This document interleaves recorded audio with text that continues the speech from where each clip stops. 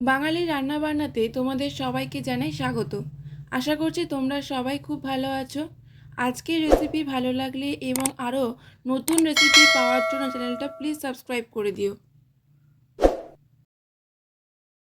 একঘেয়ে পনিরের তরকারি বদলে একটু অন্যরকমভাবে রাঁধলে কিন্তু মাছ মাংসকেও হার মানাতে পারে। আজ তোমাদের জন্য রইল বাদশাহী পনির রেসিপি। খুব কম সময়ে তৈরি হবে আর খেতেও অত্যন্ত সুস্বাদু।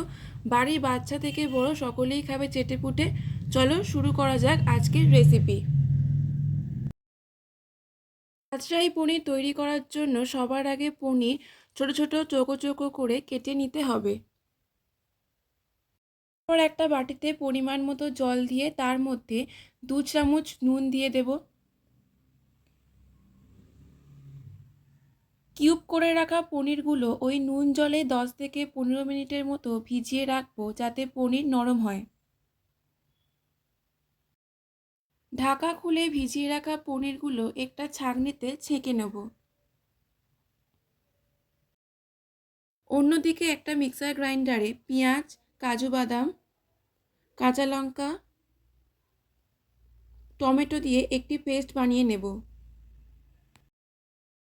তারপর একটা ফ্রাই প্যানে পরিমাণ মতো সাদা তেল দিয়ে দেব।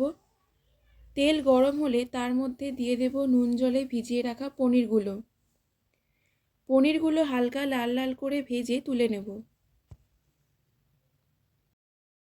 তারপর ওই তেলের মধ্যে আবারও পরিমাণ মতো তেল দিয়ে দেব আর দেব 1 চামচ ঘি।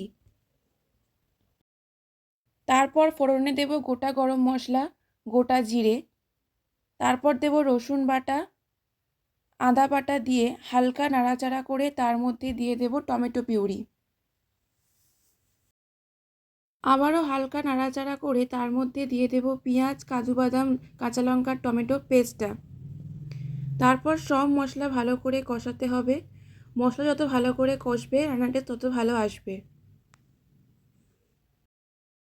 সামান্য কাশ্মীরি রেড চিলি পাউডার দেব। অল্প জল দিয়ে দিয়ে মশলা কষাতে হবে।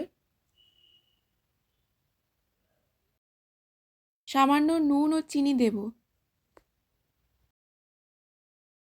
আবারও ভালো করে মশলা কষাতে হবে। তারপর দিয়ে দেব পরিমাণ মতো জল।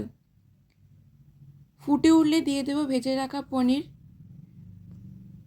নামানোর আগে কাসুরি মেথি ও সামান্য গরম মশলা দিয়ে কয়েক মিনিট স্ট্যান্ডিং টাইমে রেখে দিলেই রেডি বাদশাহী পনির।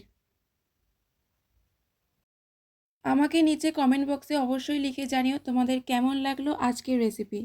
ভালো লাগলে লাইক, শেয়ার, সাবস্ক্রাইব করতে একদম ভুলবে না।